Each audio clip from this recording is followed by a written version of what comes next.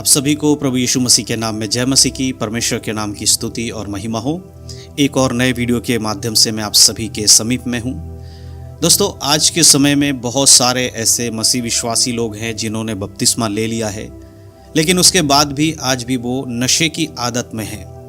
अगर आप भी एक विश्वासी हैं और आप नशा करते हैं, गलत चीज़ों में रहते हैं, शराब पी रहे हैं, बीड़ी सिगरेट पी रहे हैं, गुटखा खा रहे हैं, तंबाकू खा रहे हैं, तो आज का ये वीडियो आपके लिए बहुत ही खास है, क्योंकि आज के इस वीडियो के माध्यम से बाइबल के वचनों के द्वारा मैं आपको बताने वाला हूँ कि एक मसीह को इन सब चीज़ों को करने के बाद उसको क्या उसके साथ होने वाला है और इन सब से बाहर आने का, इनको छोड़ने का क्या तरीका है। ये सारी बातें मैं आज इस वीडियो के माध्यम से आपको बताने वाला हूँ। तो बड़े ध्यान से आज के इस वीडियो को देखिएगा, सुनिएगा, क्योंकि कई बार ऐसे बहुत सारे मसीह विश्वासी होते हैं जो हमें कमेंट करते हैं और हमसे पूछते हैं, ब्रदर हम नशा छोड़ना चाहते हैं लेकिन चाह कर भी हम नशा नहीं छोड़ पा रहे हैं, हम क्या करें? और नशा करने से क्या एक मसीह व्यक्ति के जीवन में कोई फ़र्क पड़ेगा? क्या बपतिस्मा लेने के बाद नशा करना सही है या गलत है? ये सारी बातें कई बार अलग अलग लोगों के कमेंट के द्वारा हमारे पास आते हैं। तो मैं आज आपको बताने वाला हूँ कि एक विश्वासी के लिए कितना खतरनाक है नशा करना और उससे अलग रहना कितना ज़रूरी है। बाइबल हमें इसके विषय में क्या कहती है, ये सारी बातें मैं आज इस वीडियो में आपको बताने वाला हूँ। देखिए, जब कोई यीशु मसीह पे विश्वास करता है और उसके बाद वो बपतिस्मा ले लेता है, तब वो यीशु मसीह को पहन लेता। बाइबल हमें बताती है कि हमने यीशु मसीह को पहन लिया, यानी कि अब हमारा जो शरीर है वो संसारिक शरीर के तो द्वारा नहीं है, परंतु यीशु मसीह के शरीर के द्वारा हम शुद्ध किए गए हैं, उसके लहू के द्वारा हम शुद्ध किए गए हैं। तो एक विश्वासी का जीवन कैसा होना चाहिए? आप यीशु मसीह में आने से पहले क्या थे वो मायने नहीं रखता। जब आप उद्धार पाते हैं, पाप से मन फिराते हैं, तब मायने रखता है कि अब आप कैसा जीवन जिएंगे। क्या आप बाइबल के अनुसार जीवन जीते हैं कि नहीं? ये शरीर, बहुत सारे लोग सोचते हैं कि नशा करना तो ये शरीर में है, आत्मा में थोड़ी नशा हो रहा है। शरीर में नशा होता है, हमारे शरीर में दिक्कत हो रहा है। शरीर तो मिट जाएगा, मर जाएंगे तो मिट जाएगा, यीशु मसीह आएगा तब भी ये शरीर नया हो जाएगा।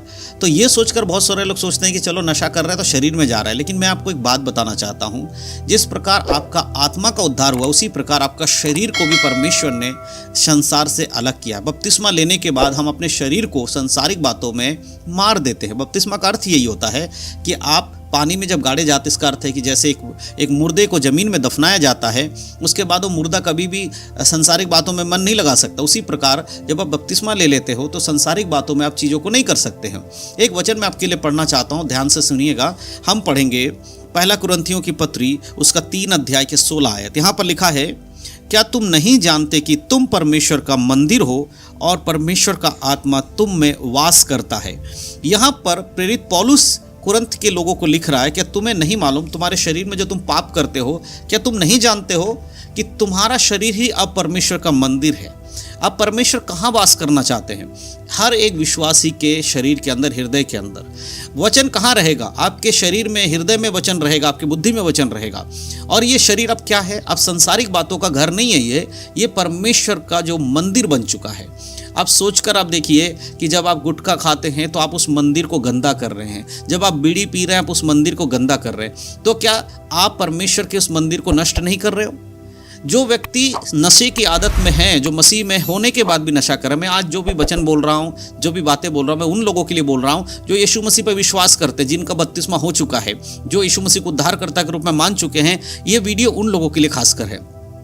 तो अगर आपने उद्धार पा लिया है, बपतिस्मा ले लिया है, उसके बाद भी अगर आप एक नशे का जीवन जी रहे हैं, आपके जीवन में नशा है, तो आपको सुधर जाना चाहिए, क्योंकि ये शरीर अब परमेश्वर का मंदिर है। और अगर आप परमेश्वर के मंदिर को ही नष्ट करेंगे तो फिर परमेश्वर आपको नष्ट कर देगा। अगले वचन में अगर आप पढ़ोगे, उसके 17 आयत में लिखा है, यदि कोई परमेश्वर के मंदिर को नष्ट करेगा तो परमेश्वर उसे नष्ट करेगा, क्योंकि परमेश्वर का मंदिर पवित्र है और वह तुम हो। तो परमेश्वर का मंदिर क्या है? पवित्र है। आप जानते हैं, जब यीशु मसीह संसार में थे तब यीशु मसीह यरूशलेम मंदिर में गए, तो यरूशलेम मंदिर परमेश्वर का भवन था। राजा सुलेमान के द्वारा बनाया हुआ जो परमेश्वर का मंदिर था वो यरूशलेम का मंदिर था। जब यीशु मसीह वहाँ पहुँचे तो वहाँ जाकर उन्होंने देखा कि जिस मंदिर में आराधना होनी चाहिए थी, जिस मंदिर में परमेश्वर के प्रति बलिदान चढ़ना चाहिए था, जिस मंदिर में लोगों को बैठकर प्रभु के वचन, भजन गाकर वचन सुनाना चाहिए था, उस मंदिर में क्या हो रहा था? उस मंदिर में व्यापार हो रहा था, उस मंदिर में गंदे काम हो रहे थे, उस मंदिर में चोरी हो रही थी, उस मंदिर में इधर उधर की बातें, बुरी बातें हो रही थी। इन चीज़ों को देखने के बाद यीशु मसीह ने वहाँ जिन लोगों के द्वारा ये सब किया जा रहा था उनको वहाँ से भगा दिया और उनके सारे दुकानों को, चौकियों को पलट दिया।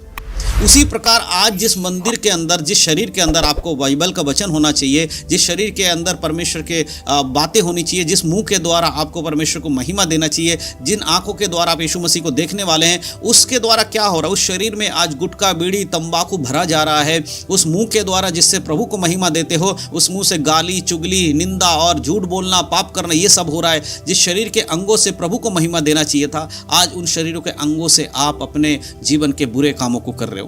तो क्या प्रभु आपको नष्ट नहीं करेगा?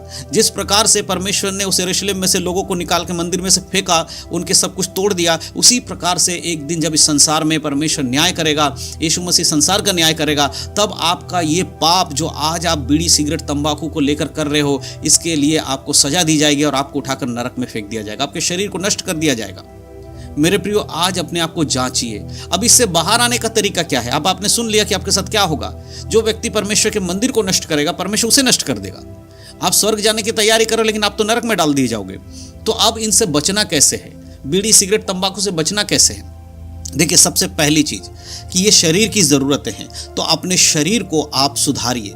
आपका सबसे ज़्यादा टाइम अगर आप बाइबल पढ़ने में देते हैं, सबसे ज़्यादा टाइम अगर आप प्रार्थना करने में देते हैं, तो धीरे धीरे ये सारी चीज़ आपके जीवन से निकल जाएंगी। आप बाइबल को पढ़ते नहीं है, प्रार्थना करते नहीं, इस वजह से आप कोशिश तो कर रहे हैं कि आप नशा छोड़ दें, लेकिन छोड़ नहीं पा रहे। क्यों?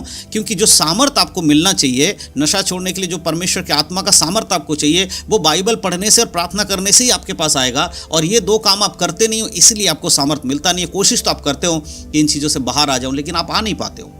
तो इसीलिए आज से आपको सबसे ज़्यादा क्या करना है? बाइबल पढ़ना है। सबसे ज़्यादा क्या करना है? प्रार्थना करना है। और किस विषय के लिए प्रार्थना करना है? बाइबल को आप कंटिन्यू पढ़िए, उत्पत्ति से लेकर प्रकाशित वाक्य तक, लेकिन प्रार्थना करते समय आप परमेश्वर से, पवित्र आत्मा से विनती कीजिए कि पवित्र आत्मा, मैं नशा छोड़ना चाहता हूं लेकिन मैं छोड़ नहीं पा रहा, प्रभु आप मेरी मदद कीजिए ताकि मैं इससे दूर हो सकूं। आप उन विषयों को लेकर बोल बोल कर प्रार्थना कीजिए। किसी दूसरे पास्टर को देकर प्रार्थना मत करवाइए। मैं आपको क्लियर बताता हूं, बहुत बार लोग कहते हैं पास्टर जी हमारे लिए प्रार्थना करो ताकि हम नशा छोड़ दे। आप ये करना बंद कीजिए कुछ दिनों के लिए। मैं ये नहीं कह रहा हूं कि आप पास्टर को प्रार्थना मत दीजिए, किसी को मत दीजिए, लेकिन अगर आप सच में उस बुराई से निकलना चाहते हैं तो प्रार्थना देना बंद करिए। पहले खुद बैठकर प्रार्थना करना शुरू कीजिए उन विषयों को लेकर। आप अकेले में जाइए, गुप्त में जाइए, कमरे में जाइए, पार्क में जाइए, जहां भी आपको अकेले का समय मिलता है, जहां कोई आपके साथ ना हो, कोई आपकी बातों को ना सुन रहा हो, वहां बैठिए और कहिए परमेश्वर मेरे जीवन में ये पाप है, मैं नशा करता हूं, मैं बीड़ी पी रहा हूं, मैं तंबाकू खा रहा हूं, ये सारी चीजों कर, परमेश्वर ये मेरे जीवन से आप निकाल दीजिए, प्रभु मेरी मदद कीजिए, मैं सुधरना चाहता हूं। इस तरह से जब आप प्रार्थना करेंगे तभी आप इससे बाहर आ सकते हैं। अन्यथा आप जिंदगी भर कोशिश ही करते रह जाएंगे नशा छोड़ने की। कुछ दिन तो आप शायद छोड़ पाएंगे, फिर दोबारा से आप वही चीज करेंगे। जब तक पवित्र आत्मा के द्वारा आपको सामर्थ्य नहीं मिलेगा, तब तक आप इन चीजों से बाहर नहीं आ सकते। और पवित्र आत्मा का सामर्थ्य आपके जीवन में तभी काम करता है जब आप वचनों को जानते होंगे, वचनों को पढ़ते होंगे, प्रार्थना करते होंगे। तो ये तरीका है उन सारे नशे से बाहर आने का। तो जो लोग नशा छोड़ना तो चाहते, नहीं छोड़ पा रहे, तो इस तरीके से आप छोड़ सकते हैं। और अगर आपने यीशु मसीह को माना ही नहीं है, बस बपतिस्मा नाम का ले लिया है, आप बस क्रिश्चियन बन के घूम रहे हो, ये सोच कर रहे, तो फिर भैया आपको कोई भी वचन आपको दे दिया जाए, आप नहीं सुधरोगे। इसीलिए अगर सच में आप स्वर्ग जाना चाहते हो तो आपके जीवन को आपको परिवर्तन करना ही होगा, आपके तरीकों को आपको बदलना ही होगा, बाइबल आपको पढ़ना ही होगा, प्रार्थना आपको करना ही होगा, तभी आप इन सारे बुराइयों से बाहर आ पाएंगे। तो मैं विश्वास करता हूं कि इस वीडियो के माध्यम से आप समझ पाए हैं कि कैसे एक व्यक्ति नशे में अगर रहेगा तो उसका नाश होगा, लेकिन अगर वो परमेश्वर के पास मन फिरा कर आएगा तो उस नशे से परमेश्वर उसको छुटकारा देंगे। इन सारी बातों के द्वारा परमेश्वर आप सबको आशीष दे। यीशु मसीह के नाम में सबको जय मसीह की। God bless you.